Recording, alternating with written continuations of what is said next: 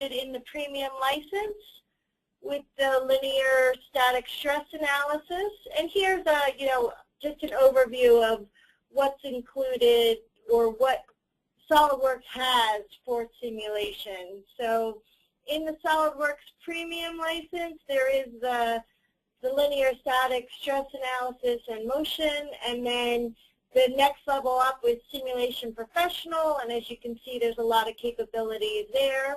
And will go through,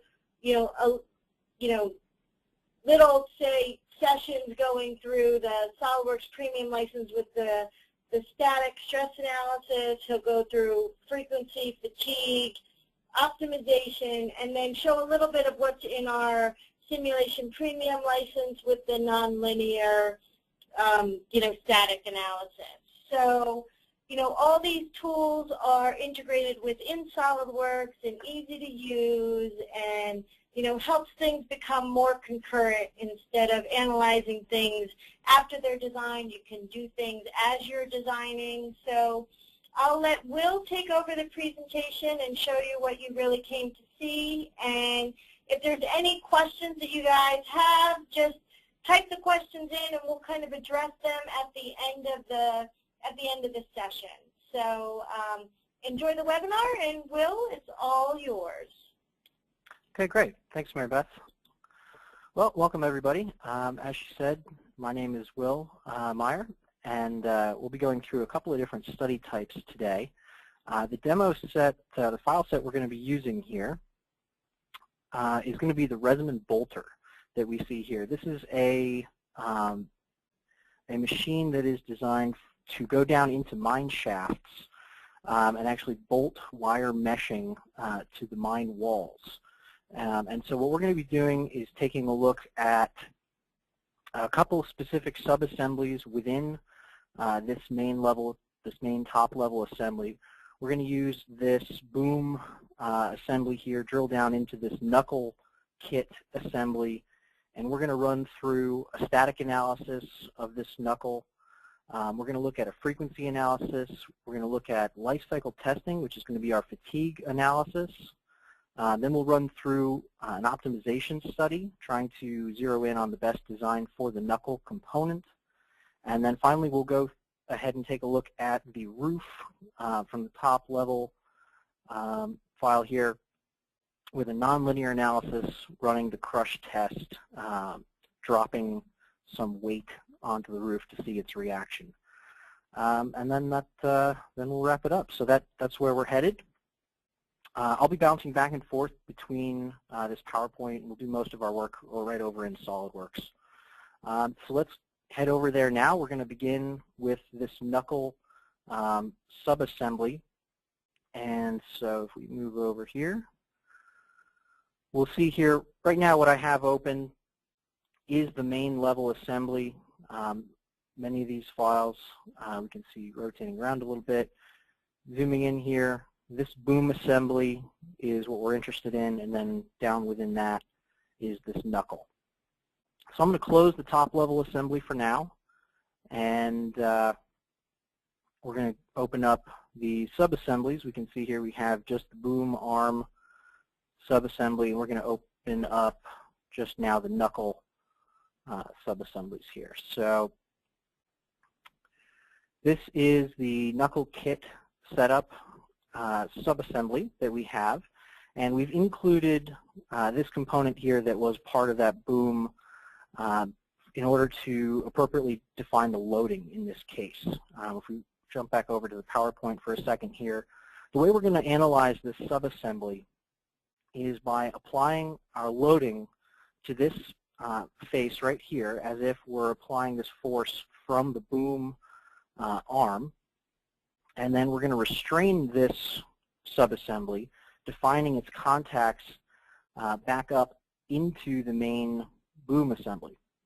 So with SOLIDWORKS simulation, as with any other finite element analysis, anytime we can represent other part files within our assembly with fixtures, with loading cases, it's going to dramatically speed up our solve time by reducing the number of components that we need to mesh and analyze. So we're going to take care of that with some boundary conditions in the form of a couple different fixtures. All right, so let's jump over to SOLIDWORKS and see how we can set this up. So I'm in SOLIDWORKS right now. This is just my assembly file where I've created the subassembly for my knuckle kit. And so you can see up here, up on my command manager, we have the usual assembly tabs that you are likely familiar with. Over here we have the simulation tab.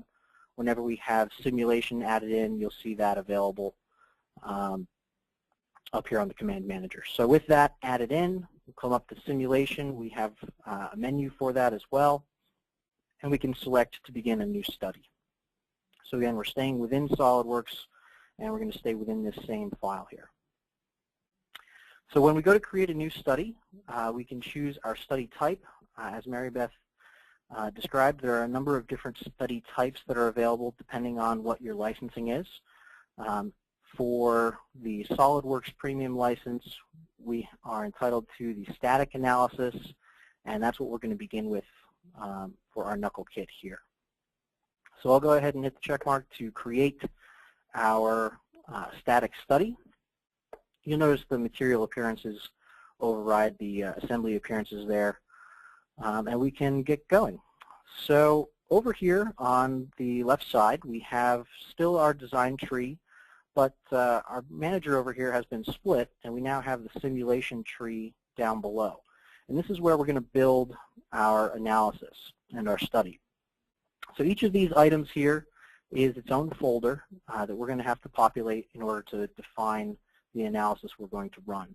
And so the way we'll do this is just by stepping right through each of these folders down the line. Beginning with this parts folder.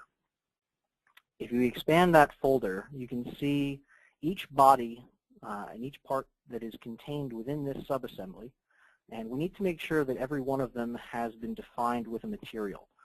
With SOLIDWORKS running the analysis here, we need the material properties to be defined for each of these guys. And so we can see a number of these materials have already been defined.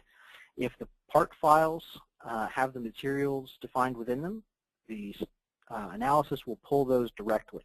But just to see how we can define one of those, for example, if it wasn't applied in the part file, or if we wanted to change it, we could right-click on that particular body and select here to edit the material. This would bring up SOLIDWORKS' material database for us. We have a number of different folders available for different classes of material. We are working here with some steel. This is going to be the AI SI 1020, and you can see the material properties SOLIDWORKS uses for that particular material. We can create custom materials in SOLIDWORKS very easily. You can copy an existing material or build one from scratch. We'll see a little bit later, perhaps one of our custom materials we might take advantage of. Once you're done, you hit apply, close out of the material window, and as soon as a material has been defined for each of our bodies within this assembly, we'll see a little green check mark show up right on top of the part logo there, letting us know that we've completed everything that we need for that part folder. And so we'll keep on going down. The next item is our connections folder. This is where we're going to set up the contacts between each of our components in this assembly. Whenever we run an analysis on more than a single part, we need to define how our components interact with each other. And so the way we will do this in this subassembly is with a global bonded contact. What this is representing is that every coincident face between our parts are locked together with that bonded relationship. So they're all going to stick together at every interface so that we don't have parts flying off in space on us here. So we'll use a global contact bonded to control all of our relationships between our components. Now this is a nice quick way to control our entire subassembly. If we had gaps modeled between our parts, we would be explicit in defining our contacts. We can still run analysis with those perhaps tolerance modeled in. But if we have these coincident faces, rather, we're all set with only a global contact to define it. So our connections folder is all set as well, and we can move on to fixtures. This is where we're going to define our boundary conditions for this subassembly, how it relates back to the higher level assembly. And so we'll begin by right-clicking on the folder, and we can select one of our fixture types here, the simplest of which is the fixed geometry. And so in this case, whatever faces we select here will be fixed in space, and so we're going to select these two cylindrical faces here, which is going to represent the connection between this subassembly and, again, the main boom assembly, as though these were locked in place. And so with those two selected, I can hit the check mark and create my first fixture. You'll see each of these folders can be expanded with the little check plus mark over on the side. The second fixture that's going to restrain the rest of our components is going to be on this wear plate right here, as well as the matching one on the bottom. We want these to be able to translate as this is loaded, but we don't want these components to be able to slide up or down along this kind of central axis here. And so what we'll do is define a roller slider fixture. Once again, right-clicking on the fixtures folder, and then we can select these two planar faces here to restrict their movement. All right, so then we get those symbols coming up in our graphics area identifying that we've applied those restraints. So those two fixtures there, those are going to prevent our parts from kind of flying off in space. Everything else is going to be handled by the global bonded contact that we have defined in our connections. And so we can collapse our fixtures and move on to applying our loading. So in this case, we're going to be applying a force load. We have a number of different loading options, though. You can see some of those here. From the menu, we can apply torques, pressures, you can define gravity, bearings, temperature loading, anything you can see here. To apply a force, we can select a particular face, edge, or vertice, and then this load can be defined as either normal to that face or relative to some reference geometry if we'd like. In this case here, we can go normal to the face, and we will use English units here. We are going to apply 40,500 pound force down onto this face here, just like we can see those arrows. Reverse direction here, if we wanted to flip that direction, we'll leave it going down for that loading there. So we'll say OK, and now we've applied our loading condition, which is simulating the max loading that we'd expect this kit to experience. So once again, that gets stored right within the folder. So if we needed to come back and make a change to this at any time, we could right-click on the force on the load there, edit definition, brings us right back into this property manager. We can make any changes we need. Continuing on, our next folder here is our mesh. This is what breaks down the 3D geometry that we have modeled into a number of elements. For parts like this, we're going to be using solid elements. These are tetrahedral elements, so it'll be fairly pyramid-shaped, built out of triangles. And so we right-click on the mesh folder and select Create Mesh. We can define a few of these options if we'd like. For example, to control our element size, max and min for our curvature-based mesh here, as well as our growth ratio. We hit the check mark to allow it to mesh our components, and it will run through and break each of these guys down now into these elements that we can see displayed. So each kind of intersection of these element connection lines is a node. There are additional nodes at midway points along these connection lines, and these are the locations that SOLIDWORKS is going to use to solve for our displacements as well as our then stress conditions. So once we have this meshed, we can quickly just go ahead and save this assembly, and then we will run our analysis. So this particular static analysis is going to run through pretty quickly for us, so we'll run it live. A couple of our later Most of our later studies that I'm going to be showing us here take a few extra minutes to solve, so rather than sit and wait on those, I have the solved copy of them ready for us, but this one runs through nice and easy for us. So we can see here, we now have the results folder that's been created. By default, right now I have this creating 3 plots. We have our von Mises stress plot, where we can see our max stress, min as well, and that distribution. We have our displacement plot. Once again, there's a lot of kind of post-processing we can do to take a look at these a little bit further. And then the one I'm most interested in at the moment here is my factor of safety. So I can see right now I have my factor of safety at about 2.11. Now the goal for this part was to hit at least 2 for the factor of safety. And it looks like we've achieved that. We've actually overshot by just a little bit. We're going to be looking at a design change in a moment, because what we'd really like to do is taking a look at the location where this minimum factor of safety is happening. We want to minimize the mass of our knuckle component, still maintaining that 2 factor of safety value. So if we perhaps take a look at an ISO clipping of this factor of safety plot, what we can do is look, for instance, everywhere the factor of safety is below, let's say 2.5 right now. So just highlighting that, we'll see it's going to be located inside that knuckle component. And as we increase this, we'll begin to see along the inside walls as well.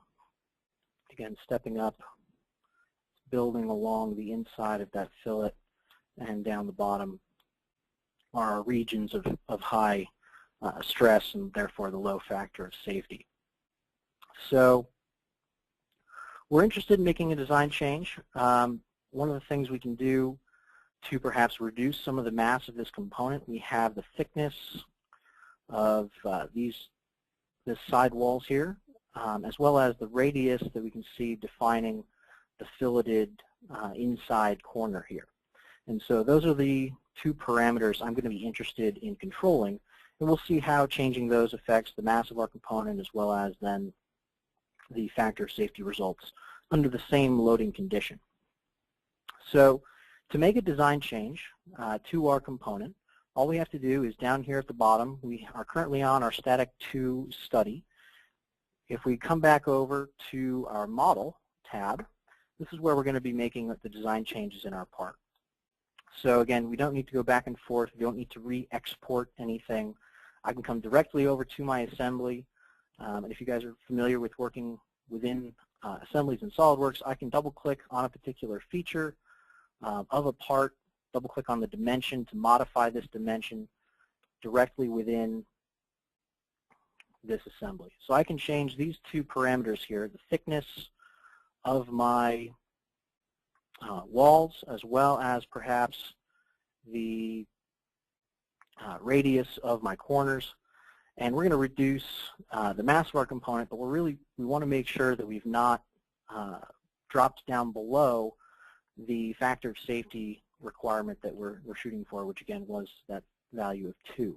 So if we come back into our static study, we will see a couple of messages here letting us know the model has changed since we last meshed our study here. So because we've changed our geometry, we need to redefine the mesh. So we'll go back into Create Mesh and do so. We can leave the same parameters that we defined before. And again, everything else carries over. We haven't changed models. We haven't changed windows or anything.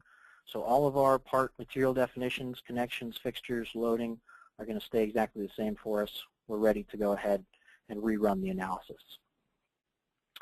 So we modified a couple of parameters. Let's take a look and see if we maintained the factor of safety that we're interested in. Okay, and it looks like we did not. So somewhere between the parameters we started with, that radius value of 30 and thickness of 30 millimeters as well, and our current values, radius of 10 and the thickness of 25, lies our kind of optimal design. So we'll come back to this kind of static analysis a little bit later when we talk about allowing SOLIDWORKS to help identify that optimal condition for us. And they're going to help, SOLIDWORKS is going to help us minimize this mass without dropping below that factor of safety. It's going to allow us to do this very easily. But for now, that's our sort of introduction into our static analysis. And really, so the keys here, setting up these static analyses in SOLIDWORKS. We're going back and forth right from that model tab to our study. There's very little extra work that needs to be done after making design changes. All we need to do is allow the mesh to reform, redefining that geometry. And it really allows us a lot of capability of testing our designs early in the design process. That's one of the big keys here that we're looking to take advantage of, not having to wait until the part's been finished before we start analyzing these kinds of values. So the next analysis type we're going to take a look at is going to be our frequency analysis here. And so what we're going to take a look at is in this assembly here, what it will look like in various modes where it's vibrating at its resonant frequencies. Whenever we are designing machinery that may be subject to vibration, we want to know what frequencies our components will resonate at so that we can design away from the operating frequency of our machine. So back over in SOLIDWORKS, we're going to stay right within this same assembly. And I'm going to begin a new study. So I'll come up to my simulation menu here and begin a new study. This is going to be, instead of just our static analysis, a frequency analysis. We've got our second study type here. And so this is one of our study types available through the SOLIDWORKS Simulation Professional license. So as we'll see with a number of these different study types, our study tree stays just about the same. We still have our parts folder, connections, fixtures, loading, and again our mesh folder as well. We can see our parts folder is still pulling some materials from the part files. But rather than go down through and recreate the fixtures and loading in the same way that we did for our static analysis, because we're, again, working within this same subassembly, we can copy these folders from one study to another, even across different study types. So for example, selecting my parts, connections, fixtures, and mesh folders, I can drag and drop these folders right over onto my frequency analysis, and each of those will be transferred automatically for us. Now you notice I did not bring over my loading, and that's because when we're analyzing the natural frequency of our components here, that resonant frequency, that loading will affect our results. So in the case where this is at rest and not under that loading condition is where I want to analyze my frequency.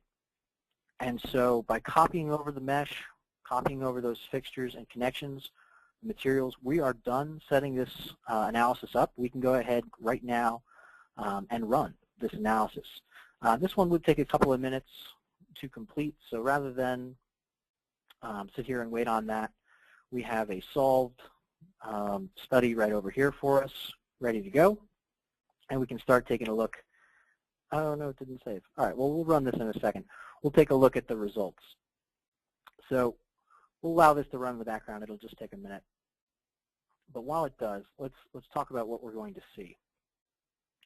So when we analyze these natural frequencies, the resonant frequencies that we're going to come up with, what's going to result is the mode-shaped plots. Now we can see the first one here over in PowerPoint. And what this is identifying for us is how this component is going to resonate in the direction that these components are going to move. The displacement that we're seeing isn't tied to an actual millimeter value. It's just an amplitude because, again, this is under vibration. It would be increasing in size the longer you shake it. All right, let's check back over in here. It should be just another minute or two. But when that completes, what we're going to be interested in seeing here is the number of different natural frequencies that we're going to be solving for. Back over in our setup file, in our frequency tab, in the study properties, we can define the number of natural frequencies that we'd like to solve for. So in each case, there will be eventually an infinite number of natural frequencies. We're interested in only the first few that are going to, again, be around that operating frequency. All right, so when that finishes solving, we'll take a look at those results. But in the meantime, let's press on. And we're going to talk a little bit about our life cycle testing.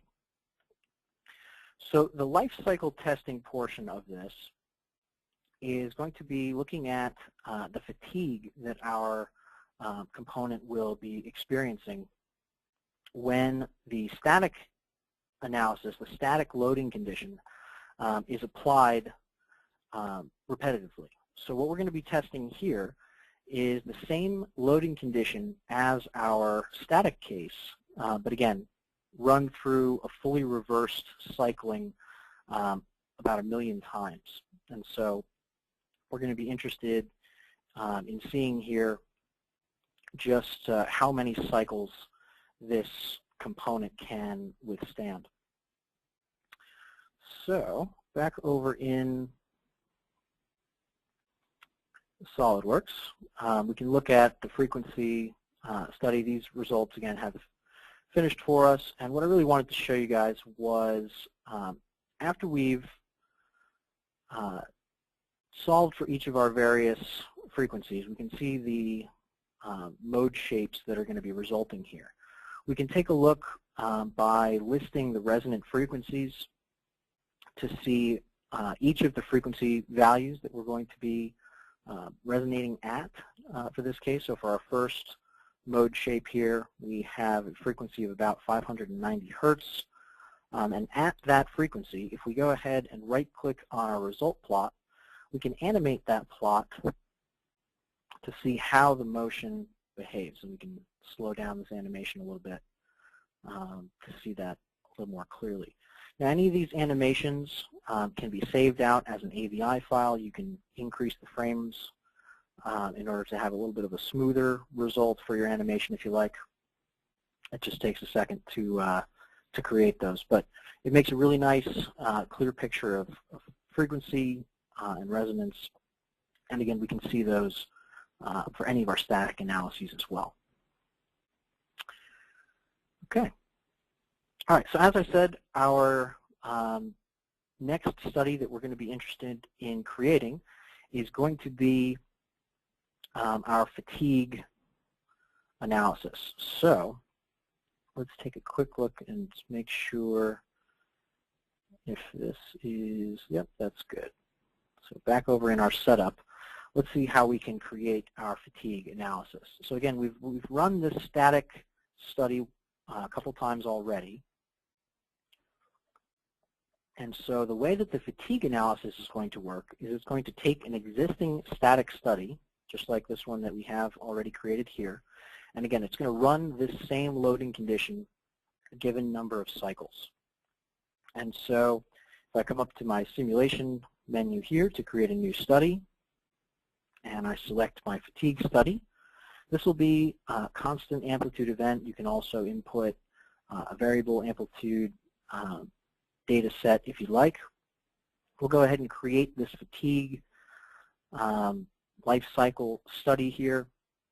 And we'll see in this design tree here, this simulation tree, a little bit more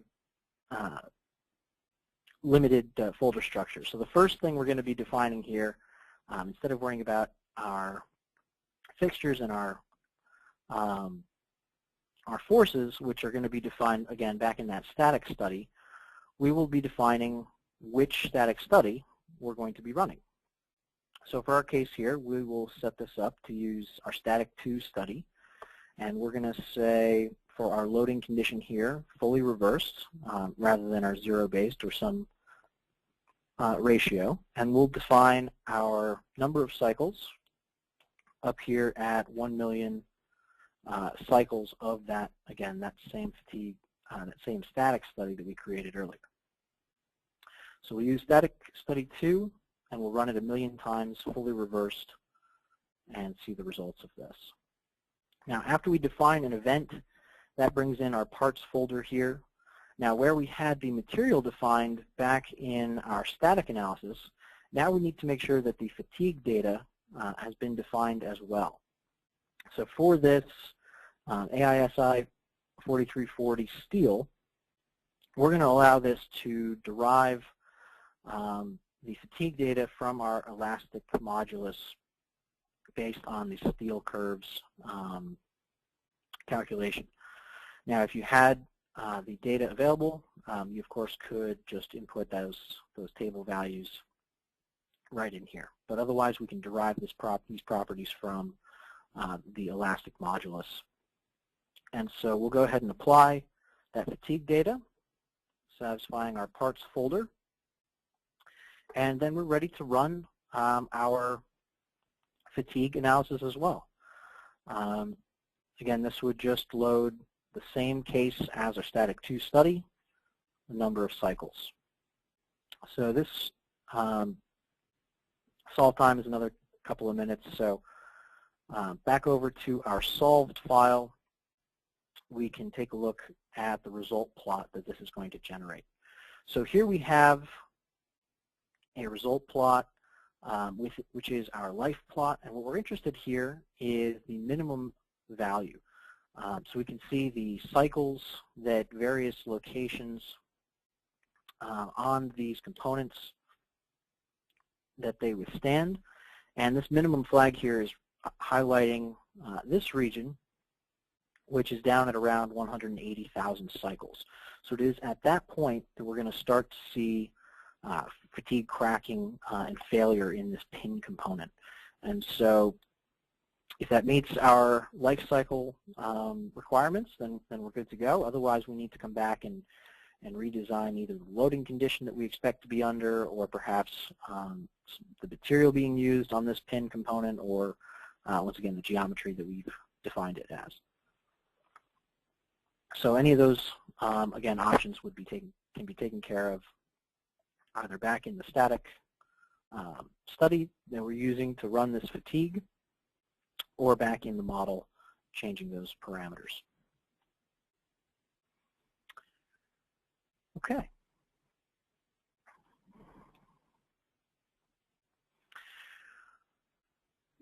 All right, and the last thing I'll just mention, I like flipping the color plot here back and forth between our PowerPoint and the plots that I have created in SOLIDWORKS, just as a reminder. Red's not always bad. You always want to use a little bit of our analysis, keeping an eye on our legend. We can have full control over the properties that we're defining here, as well as our color scheme. And we can obviously define this either way that we like, just so we can more easily identify the region that we're interested in here. So again, just because something's red doesn't mean it's bad. Always want to fully analyze our legend over here. All right. So the last study we're going to be looking at within the SOLIDWORKS Simulation Professional capability is our optimization analysis.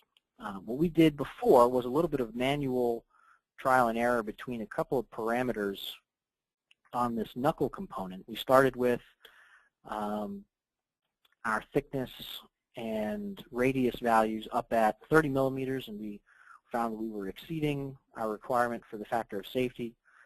In order to minimize the mass of our component, we tried modifying a few of those parameters to drop down below that factor of safety, and we overshot. So what SOLIDWORKS will allow us to do is set up a design study in order to run our static analysis and modify those parameters for us. And so the way we do that is by creating a new design study. And in this new design study, we are going to be defining a pair of variables. These are the dimensions, for example, that we're going to be controlling. These parameters can be created very easily. Right now, we can see the thickness and radius parameters that I have defined are linked to a model dimension. Again, these are coming from this radius 10 value currently, as well as the thickness value, which is 20. Those were 25 rather. Those were defined earlier. So for each of these variables, we're going to be defining a range of values that these can be modified within. So for our radius value here, I'm going to keep this between the two kind of bounds that we had defined earlier. So right now we were at that radius of 10. So we know we want this to be somewhere between our initial condition of 30 millimeters and that modified value that we've had before. So once again, for our thickness, we'll set the same kind of bounds. And this again is going to be a range definition. So what this design study is going to do for us is it's going to modify each of these variables as it runs iterations of our static analysis. And so we have to tell it what constraints we're putting on here and what constitutes success or failure. And so for that, we're going to be interested in another sensor that's going to monitor the minimum factor of safety value for our results over the entire subassembly. So we want the minimum factor of safety here to be greater than 2 at all times. So we'll define this, again, for our static 2 study. That's what we're going to be running this optimization for. Now, the last piece of this is our goal. So without any goals, SOLIDWORKS might say, well, if we don't need to worry about the mass of our parts, let's over-design it. We'll go with the max allowable values, whatever gives us the best factor of safety. But in our case, we want to take the mass of our parts here, and we want to minimize the resulting mass of our assembly. So that's our goal, and that's what we're going to be shooting for this optimization. So what we'll then see if we come over to this table tab here, very similar page, reading out the various scenarios that we'll be creating. And it would run through a number of iterations for this study, essentially running the static analysis anywhere between 10, 20 times or so to find a good value for us. So again, this is something I had solved ahead of time. And so if we come over here, we can see it ran through 9 different iterations, including the initial, so about 10, I think, total, to end up with what it considered our optimal design. Now, obviously, it's giving us a very specific value for that dimension. We would obviously round that off to whatever our tolerance values would be. But we've identified that arm thickness value just needs to be increased by a very little amount over the 25 that it was at just a moment ago. And our radius value can be increased up to about 24. And we can see we're satisfying that minimum factor of safety. And again, we've reduced our mass compared to our initial case where we had both of those parameters up at 30 millimeters. All right. So again, building these optimizations or design study analyses is something that can be built ahead of time and run perhaps when overnight away from your desk. They do take a little bit of time to run through because they're running, again, that static analysis individually many times, but it's able to help us identify automatically these kind of ideal parameters for some of our dimensions. So it can be a great help to us. All right.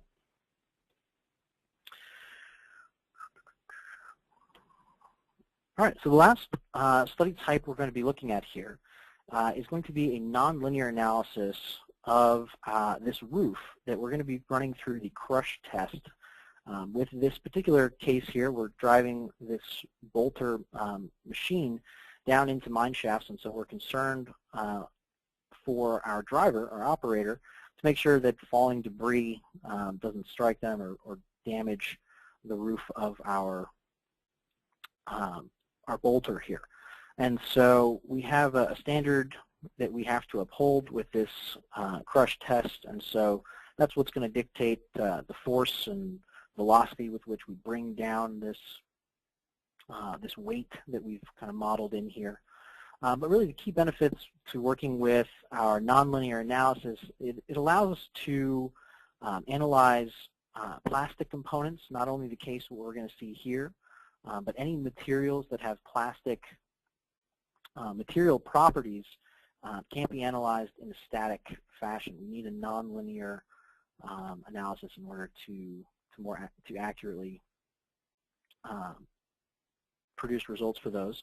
And then again, as we're going to see here, in the case where we have large displacements and plastic deformation, again, these are both cases where a static analysis isn't adequate. We need the nonlinear analysis in order to complete those. And so back over in SOLIDWORKS, we're going to go ahead and open up my roof crush assembly. And so as we can see, we have the roof and its attachment modeled here, as well as this drop weight body. And we're going to go ahead and create a new study. And this one is going to be a nonlinear study. Now it's going to be dynamic because we're dropping this weight with some defined velocity.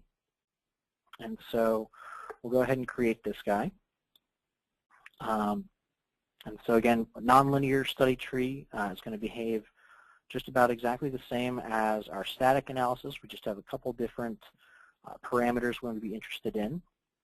In the roof structure, a couple of these components are currently being defined as beams. We're going to treat those all as solid bodies. But what we were seeing there was just one of our different options for how we can mesh components, but we won't get too far into that. But just like we did in our static analysis, in this case, what we're interested in is just setting up this nonlinear analysis. So we go through and define the parts folder here. We have a number of these components already defined with a particular material. We'll want to make sure that they all have this been assigned for them. So we'll say apply to all. And in this case, we do have a custom material that's been set up for us.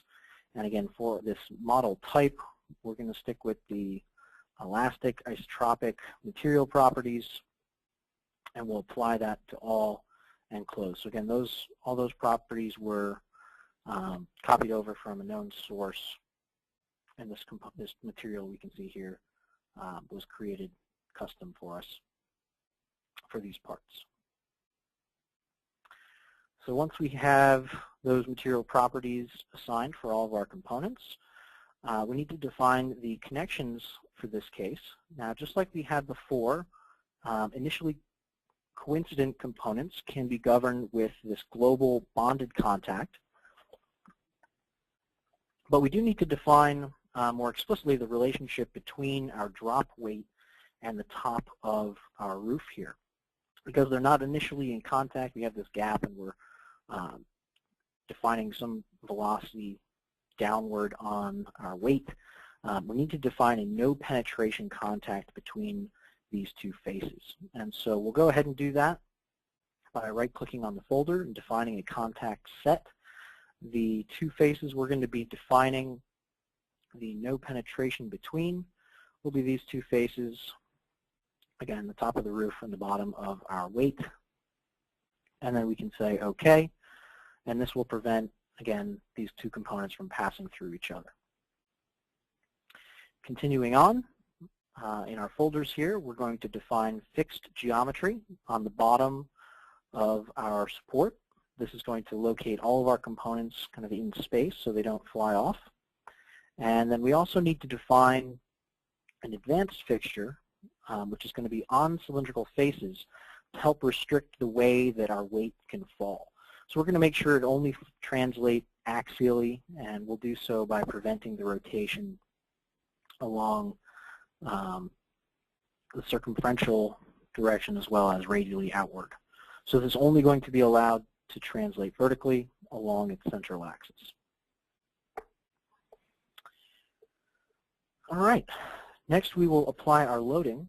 The initial conditions will allow us to define a velocity.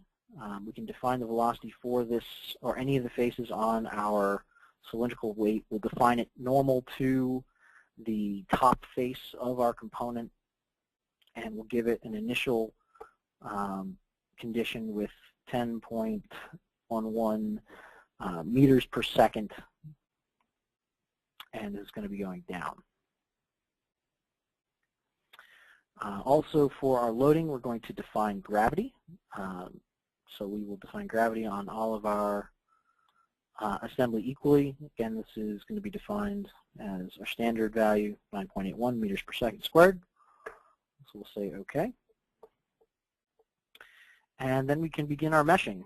In the case where we're running a nonlinear analysis, and in some other cases as well, it can be good to apply a mesh control. This is going to just be a local region where we have a tighter mesh than our top level.